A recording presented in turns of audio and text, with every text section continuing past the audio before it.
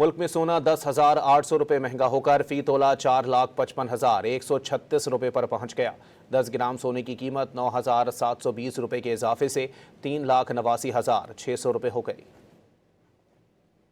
मुल्क में सोना 10,800 रुपये महंगा होकर फी तोला 4,55,136 रुपये पर पहुंच गया।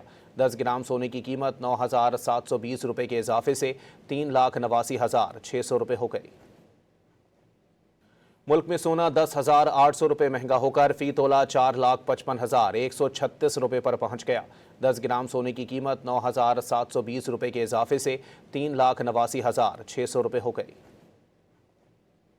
मुल्क में सोना 10,800 रुपये महंगा होकर फी तोला 4,55,136 रुपये पर पहुंच गया। 10 ग्राम सोने की कीमत 9,720 रुपये के इजाफे से 3,89,600 रुपये हो गई।